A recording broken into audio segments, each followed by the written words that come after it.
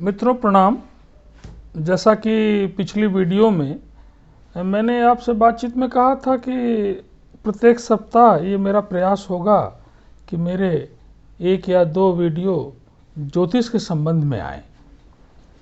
तो इसी क्रम में मैं आज भी आपसे इस विषय पे बात करूंगा।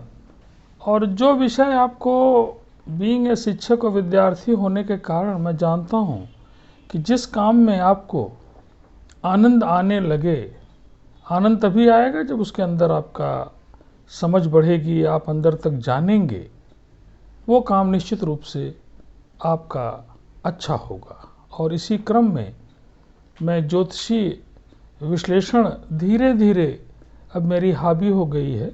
मैं आए दिन ही 1-2 विश्लेषण पूरे देश विदेश की कुंडलियों का जरूर करता हूँ और यही मेरी स्ट्रेंथ है। धीरे धीरे ये स्ट्रेंथ मेरी बढ़ रही है।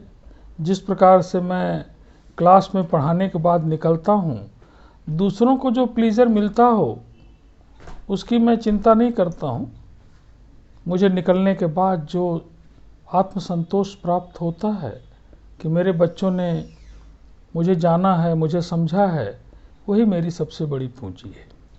इसी क्रम में मैं मनुष्य की कुंडली के बारे में आपको बताऊं कि जिस प्रकार से कोई सॉफ्टवेयर में कोडिंग हो जाती है, उसे बड़े बड़े सॉफ्टवेयर इंजीनियर उसे डिकोड करते हैं, वही हाल आपकी कुंडली का है। ईश्वर ने आपके पूर्व जन्मों के द्वारा, बहुत सारी चीज़ों के द्वारा आपका जो जन्म हुआ है, जो स्थान है, जो समय है, वो निर्धारित है और उसमें आपकी कुंडली एक तरह से आपके जीवन के पूरे रहस्य को बताने में सक्षम है।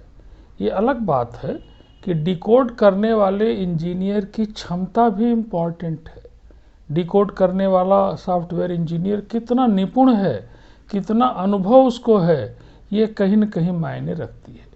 उसी प्रकार से कुंडली में भी जब आप सूक्ष्म निरीक्षण करेंगे, रिलेटिव डाटा देखेंगे, हजारों कुंडलियों से गुजरेंगे, तो आप निश्चित रूप से प्रेडिक्शन करने में दिन प्रतिदिन पारंगत होते जाएंगे। ये कहीं नहीं हो सकता कि आप 4 किताबें पढ़ लें, 10 लोगों से बात कर लें और कुंडली विश्लेषण आप करने लग जाएं। मुझे नहीं लगता कि आप कर सकते हैं। उसी तरह से जब आप कुंडली विश्लेषण करें तो सूक्ष्म दृष्टि बड़ी इम्पॉर्टेंट है। रिसर्च भी जब मैं करता था तो गाइड यही कहते थे कि आप ऑब्जर्व करिए, एक एक चीज़ को ऑब्जर्व करिए। आपकी निगाह हटी, कौन सा रंग बदला, क्या हुआ, अगर आपने वॉच नहीं किया है, नहीं लिखा है, तो हो सकता है कि आने वाले के लिए कठिनाई पैदा हो, वो आपके प्रोडक्ट को रिप्रोड्यूस नहीं कर सके। आज मैं जो बात करूंगा वो निश्चित रूप से आपकी कुंडली में लग्न पर ही बात करूंगा, क्योंकि पूरी कुंडली में लग्न का जो महत्व है वो सर्वोपरि है। जिस प्रकार से पूरे शरीर में आपके मस्तिष्क का रोल बेहद अहम है, उसी प्रकार से कुंडली में लग्न का निश्चित रूप से प्रभाव बेहद अहम है। कुंडली में लग्न अगर आपकी मजबूत है तो निश्चित रूप से आपके जीवन में सुगमता, सरलता बनी रहेगी। और लग्न अगर दूषित है तब निश्चित रूप से समस्याएं आएंगी। तमाम ग्रहों के अच्छे होने के बाद भी आपके लग्न का जो प्रभाव है वो निश्चित रूप से आपको प्रभावित करेगा। क्वेश्चन है कि लग्न कैसे आप जान पाएंगे कि हमारी लग्न मजबूत है। उसके लिए आपको देखना होगा कि लग्न में कौन सा अंक है, क्योंकि हर एक अंक की अपनी एक राशि है। जैसे अगर 1 लिखा है तो मेष राशि है और हर एक अंक का एक लॉर्ड है, स्वामी है। 1 लिखा है तो उसका स्वामी मंगल है, 2 लिखा है तो उसका स्वामी शुक्र है। इसी प्रकार से जो 12 राशियां हैं, आपके लग्न में कौन सी राशि है। मान लीजिए उदाहरण के रूप में कि अगर आपकी लग्न में 2 लिखा है या 7 लिखा है तो निश्चित रूप से इसका मालिक शुक्र है और आपका व्यक्तित्व शुक्र प्रधान होगा ही होगा। शुक्र प्रधान का अर्थ है कि आपको विलासता, आपको भौतिक संसाधन, आपको पत्नी का सुख, ये तमाम चीज़ें जो हैं इस शुक्र के कारण आपको मिलेंगी।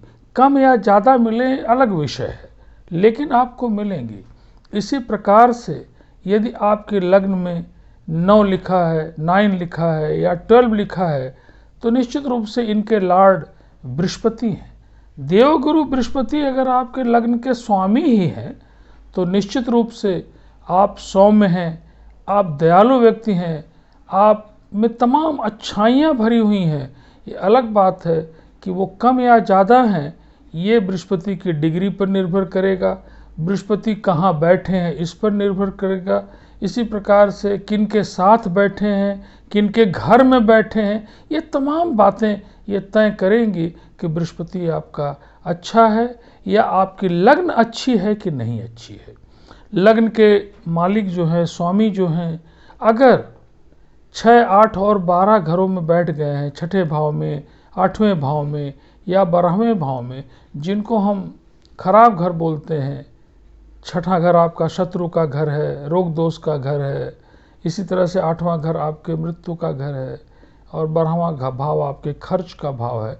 अगर आपके लग्न के स्वामी इन स्थानों पर बैठे हैं तो निश्चित रूप से लग्न आपकी दूषित कही जाएगी। अब सवाल है कि लग्न अगर आपकी दूषित है तो फिर क्या करें, क्योंकि लग्न कौन सी आपकी होगी ये आपके हाथ में नहीं है। अब यही क्वेश्चन कि लग्न अगर दूषित हो गई, अच्छी है तो कोई बात ही नहीं, तब फिर क्या था, तो मौज ही मौज है। अगर आपकी लग्न दूषित है, आपके लग्न के दोनों तरफ पापी ग्रह बैठे हुए हैं, तमाम चीज़ें जो डिसाइड कर रहे हैं कि आपकी लग्न दूषित है, तो फिर करें क्या। तो उसके निदान हैं, रेमेडीज़ हैं। बहुत बार लोग पूछते हैं कि हम जान के क्या करेंगे, जो चीज़ होनी है वो तो होगी ही होगी। ऐसा नहीं है, जो होनी है निश्चित रूप से उसमें परिवर्तन किया जा सकता है। अगर आपको ये पहले से पता चल जाए कि इस रास्ते पर सांप बैठा है, इस रास्ते में कठिनाई है, दूसरा रास्ता उपलब्ध है, तो ये स्वाभाविक प्रक्रिया है कि आप दूसरे रास्ते पर जाएंगे ही जाएंगे। उसी प्रकार से अगर कुंडली के विश्लेषण से आपको ये पता चल जाए कि इस पीरियड में आपकी उत्तेजना आएगी, आपके शत्रु बढ़ेंगे, ऐसे में अगर आप चुप रहें तो आपका कल्याण होगा, तो निश्चित रूप से अगर ये चीज़ें आपको पता हो जाएं तो आपको आराम मिल जाएगा। और लग्न दूषित एक उदाहरण से मैं केवल बताऊं कि सपोज कि आपके लग्न के मालिक बृहस्पति हैं और वो नीच के हैं, खराब जगहों में बैठे हैं, तब आप क्या करें। कुछ उपाय मैं आपको बता रहा हूं जो पूरी तरह से सटीक है, इसका इस्तेमाल करिएगा। एक तो प्रत्येक दिन आप या कम से कम बृहस्पतिवार को हल्दी वाले पानी से, हल्की से हल्दी आप पानी में डाल लीजिए, उससे स्नान करिए। गौ सेवा जितनी ज़्यादा करेंगे, गौ को सहलाना, गौ को चारा खिलाना, गौ को रोटी खिलाना, गौ के प्रति जितना ज़्यादा आपका स्नेह बढ़ेगा, बृहस्पति के जो दुष्प्रभाव हैं वो गौ अपने ऊपर लेती है। बहुत बार देखा गया है कि गौ बहुत ज़्यादा दुष्प्रभाव है तो उन सब चीज़ों को लेकर अपने बीमार हो गई है, अपने मर गई है, लेकिन आपको बचा दिया है। ठीक उसी प्रकार से कुछ पत्थल हैं, कुछ पूजा पाठ है। जैसे आप विष्णु भगवान की पूजा करें, केले के पौधे में जल डालें, इसी प्रकार से आप रत्नों में पुखराज धारण करें। ये ऐसे ऐसे निदान हैं जो निश्चित रूप से आपको उस दुष्प्रभाव की जो इंटेंसिटी है उसमें निश्चित रूप से कमी करेगी। ये मेरा अनुभव बोलता है। ये तमाम कुंडलियों के द्वारा जो अनुभव है, अनुभव आधारित है, ऐसा नहीं कि केवल किताबी ज्ञान है। आप करके देखिए, और फिर भी अगर समझ में नहीं आता है तो मेरा मोबाइल नंबर मौजूद है 9412012236। डॉक्टर के श्रीवास्तव नाम है मेरा। आप इस पे जब चाहें संपर्क कर सकते हैं। इसकी कोई फीस आपके द्वारा नहीं ली जाएगी।